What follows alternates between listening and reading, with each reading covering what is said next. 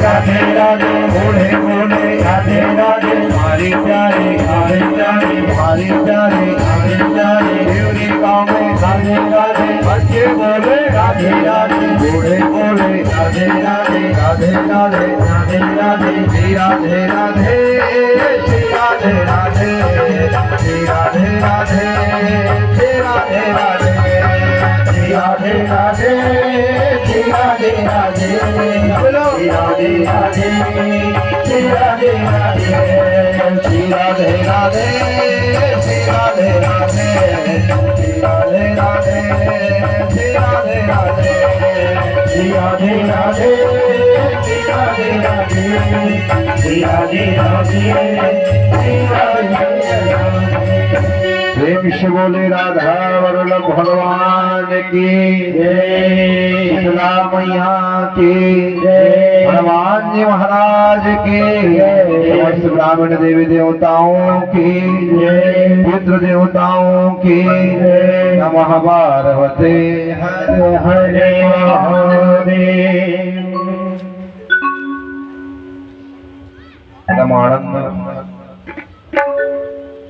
परम पिता परमेश्वर भगवान श्री कृष्ण चंद्र जी की कथा सुनने का आज हम सबको अवसर मिला है।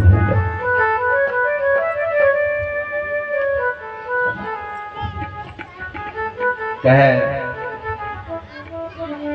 यद फलम नास्ति तमसा न योगेन समाधिना समाधिना तद फलम लंघते समतम लोकेशवम कीर्तनतम। महाराज सुखदेव जी कहते हैं कि राजान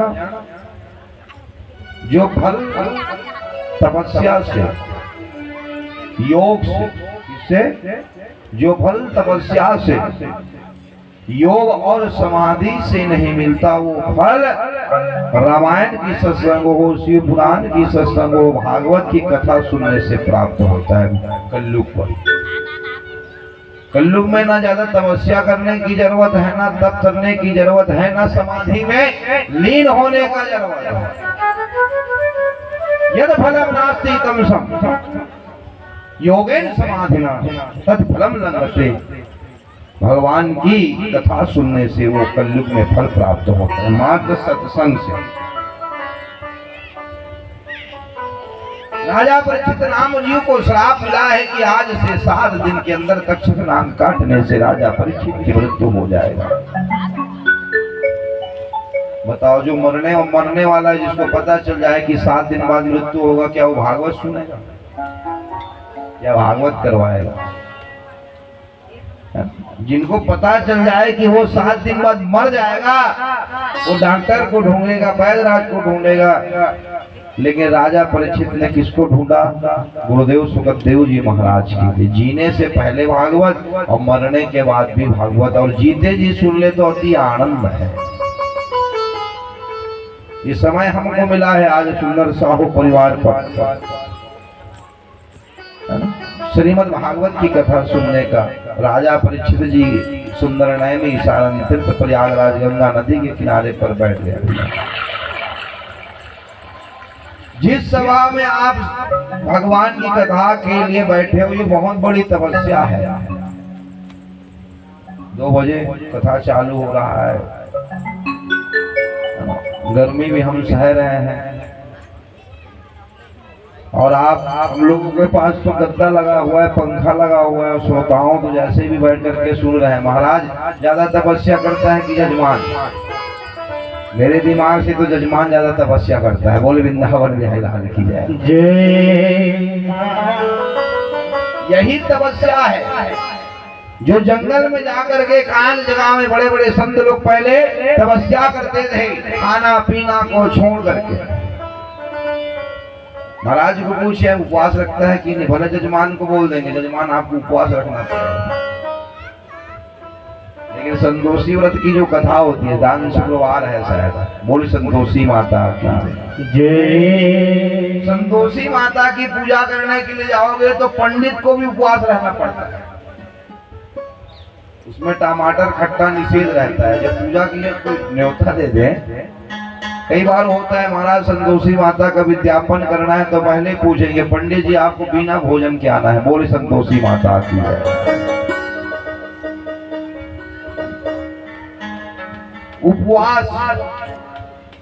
उपवास का अर्थ है कि हमें पता ना रहे कि हम उपवास हैं। जैसे शिव पुराण की कथा में आता है भैया, एक भील था, भील सुनो। ये भील एक दिन महाशिवरात्रि के दिन, कौन से दिन? महाशिवरात्रि के दिन भील शिकारी सुबह 6 बजे उठे और सुबह 6 बजे उठ करके जंगल की ओर शिकार करने के लिए गया। स्नान करने के बाद खाना पीना कुछ नहीं खाए और चले गए शिकार के लिए। शिकार के लिए जब गया सुबह 6 बजे से शाम के 6 बजे तक के एक भी शिकार नहीं आया, कोई नहीं आया। तो क्या करता, बेलपत्र के बगल में खड़ा रहता और एक एक बेलपत्र को तोड़ता। उसको पता भी नहीं है कि इससे क्या फल मिलेगा। एक एक बेलपत्र को तोड़ता, नीचे फेंकते गया, नीचे फेंकते गया। सुबह 6 बजे से लेकर के शाम के 6 बजे तक के 365 बेलपत्र चढ़ा दिए उसने, अनजाने में। हम तो जान के भक्ति करते हैं, अनजाने में चढ़ा दिए।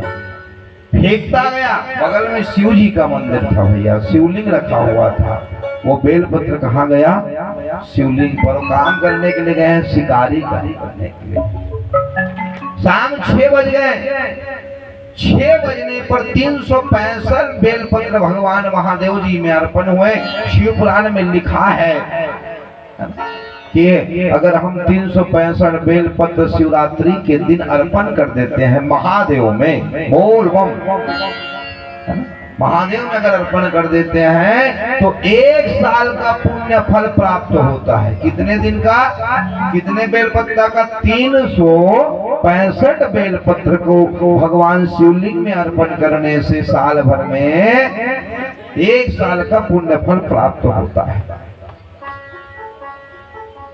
और अगर रोज महादेव जी में एक एक बेलपत्र चढ़ाए तो रोज फल प्राप्त होगा। अनजाने में उसने 365 बेलपत्र, भगवान शिव जी में बेलपत्र ही अर्पण करना चाहिए।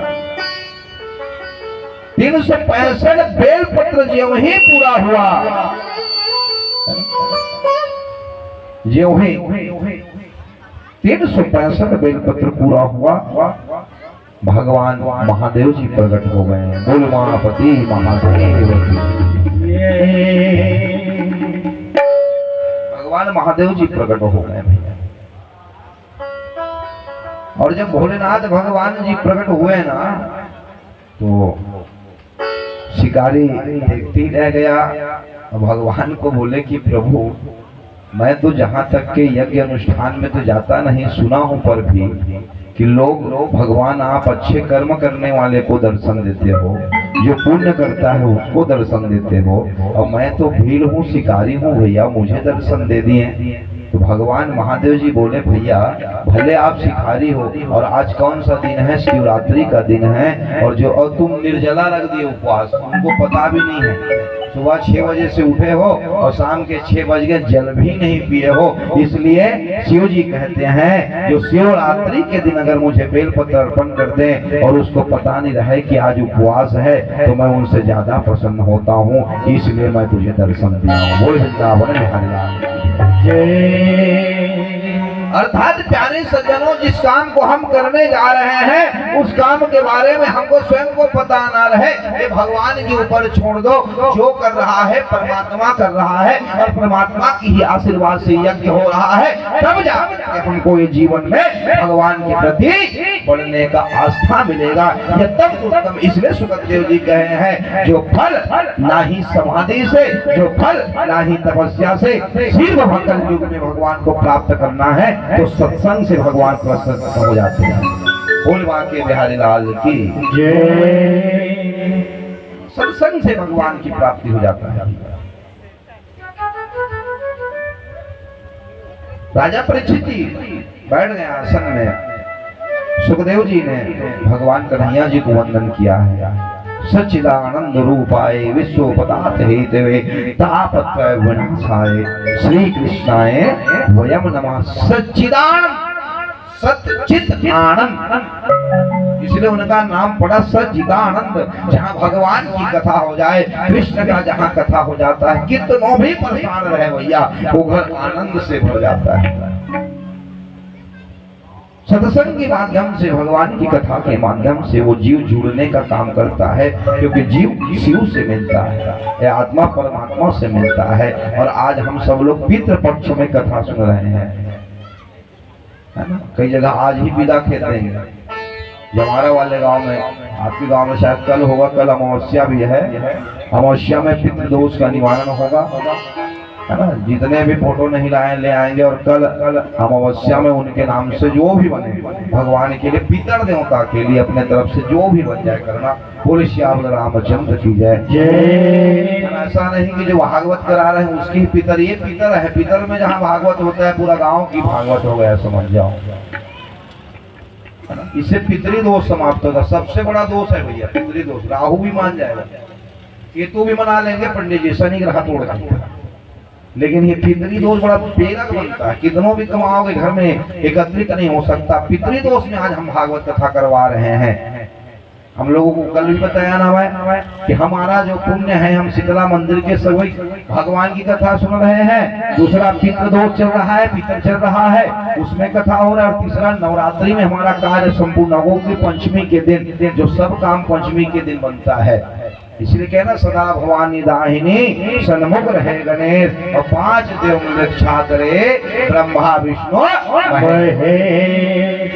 बाद हमारे घर में फलदान करना, पंडित नहीं मिल रहा। कई बार पंडित भी नहीं मिलते, ज्यादा काम है। इसलिए बोलते ना 5 सियाला बना, और 5 सियाला बना के होम धूप देते मान जाए, ज्यादा जरूरत नहीं पड़े। गाँव के 5 सियान का दिक्कत, ये पंच परमेश्वर है।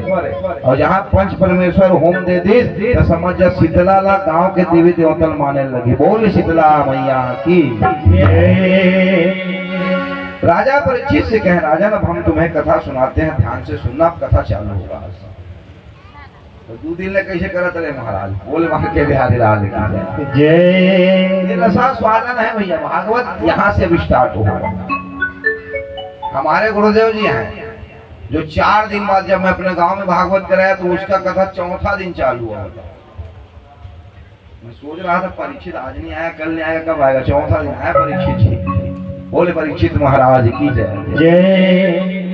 तो आज से हम कथा चालू करेंगे।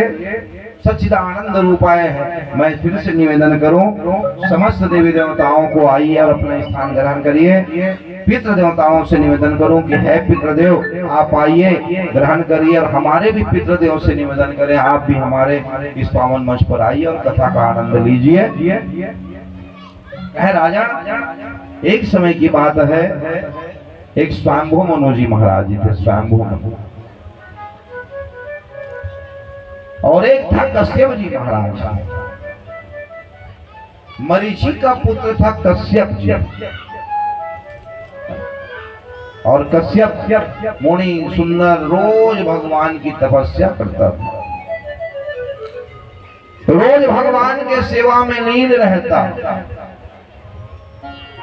कश्यप की पत्नी का नाम था द्विति। इनका नित्य काम था सुबह शाम भगवान की पूजा करना। सबसे पहले सुबह उठे तो सबसे पहला हिंदू धर्म में कर्तव्य है, सबसे पहले आप धरती माता को प्रणाम करें। बोले धरती मैया की। फिर पुनः माँ बाप को प्रणाम करें। उसके बाद जो भी काम करना है, कहना राम काज करने को कहो आराम। अब 9 दिन तक के राम को छोड़ना पड़ेगा। हनुमान जी छोड़ दिए जब लंका गए, है ना। राम के काम में जब जुड़ जाओगे, कृष्ण के काम में जुड़ जाओगे भैया, तो समय ज्यादा देना पड़ता है। भक्ति में इतना शक्ति है ना। तो कश्यप जी का सिद्धांत था सुबह शाम भगवान की सेवा करना, पूजा करना, पाठ करना। एक दिन कश्यप जी महाराज जी जो है शाम के समय पूजा कर रहे थे, और जब पूजा कर रहे थे तो अचानक द्विति के मन में वासना जागी। शाम के समय था। कश्यप जी महाराज जी समझाने लगे, द्वितीय शाम का समय है, भोले बाबा की पूजा का समय है, ब्रह्म श्राप लग जाएगा। नहीं मानी, द्वितीय वस्त्र को खींचने लगा। कश्यप जी क्रोध में आया और अपनी ही पत्नी को श्राप दिया कि है द्वितीय, तुमने शाम का अपमान किया है, शिव का अपमान किया है, इसलिए जा, तुम्हारा 2 पुत्र होगा और दोनों पुत्र राक्षस होंगे। 2 पुत्र होगा। कितना पुत्र होगा? 2। और अपनी ही पत्नी को श्राप दे दिया। उन्हें सोचे कि मेरी पत्नी है, मेरा ही बेटा होगा, श्राप दे दिया, तुम्हारा 2 पुत्र होगा। दोनों पुत्र क्या हो जाएंगे?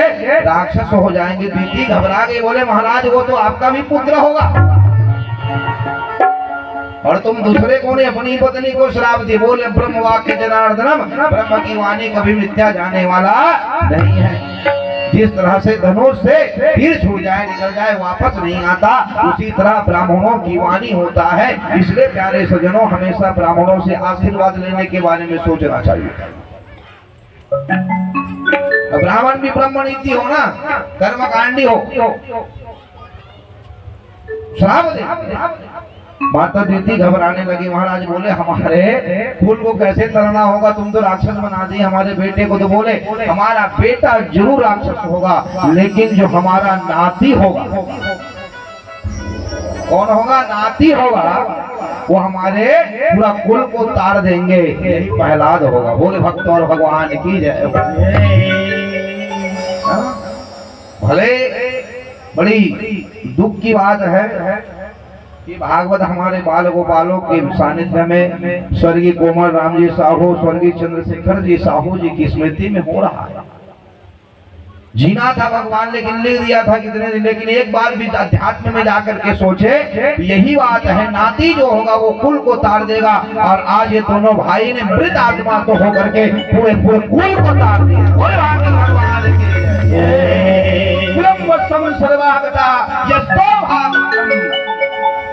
कुल का उद्धार कर दिए, आपके कुल को तार दिया।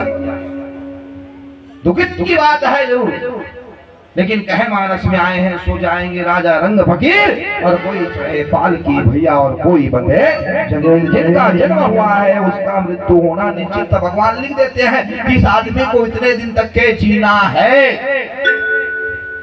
मृत्यु ना ब्राह्मण को छोड़ने वाला है, न क्षत्रिय को, ना वैश्य को, ना शूद्र को। जितने दिन तक के ये जीव आता है भैया, उतना ही दिन तक ये बहाना होता है कि कोई एक्सीडेंट में मर गया, कोई फांसी रो के मर गए, कोई तबियत खराब में मर गए। ये बहाना ही होता है, लिखा रहता है। लेकिन एक अध्यात्म में जाकर के सोचे कि ये दोनों भाइयों ने आज ये पूरे कुल को तारने के लिए उन्हीं के नाम से भागवत का रचना हुआ है। स्वर्गीय कोमल साहू जी और स्वर्गीय चंद्रशेखर जी साहू जी। जेठोमल गोत्र को भी तार दिया। जितने भी जेठोमल के गोत्र में, मेरे ख्याल से गोत्र में अभी तक आपके जानते में भागवत नहीं हुआ था। जेठोमल के गोत्र में कोई भागवत करवाए थे? समझ जाओ, पूरा तर गया। बोले भागवत भगवान की जय। ये भागवत की प्रसाद है प्यारे सज्जनों, कि हम इस भागवत की कथा में कहे नाती जो होगा, बेटा भले राक्षस हो जाएगा, लेकिन जो हमारा नाती होगा ना, वो भक्त प्रहलाद होगा। वो भक्ति में डूब जाएगा, क्योंकि कई पुण्य जन्म की उदय होता है। भागवत पहले शब्द में ही बोला है, पुण्यम सर्वम जीवम। कई पुण्य जन्म की उदय होता है, तब जाकर के जीव को भागवत कथा कराने का सौभाग्य प्राप्त होता है। भगवान की कथा धन से नहीं भैया, धर्म से होता है। धर्म गति। जब धर्म का झंडा गड़ जाता है, जब धर्म का प्रेरक भगवान बनाते हैं, तब जाकर के भगवान का इशारा होता है। और इशारा देने के बाद, जैसे अमावस्या, अमावस्या कल है, अमा ये अलग माता है। जिस तरह मोबाइल में महाराज एक तरंग होता है, वायर नहीं जुड़ा रहता, तरंग से मोबाइल दूसरे मोबाइल में बात होता है, उसी तरह अमावस्या जो होती है, 14 मास में पितृपक्ष में अमावस्या के दिन यह पितृ शांति कराने से पूरा घर का प्यारे सज्जनों फूल तर जाता है, पितृ चला जाता है।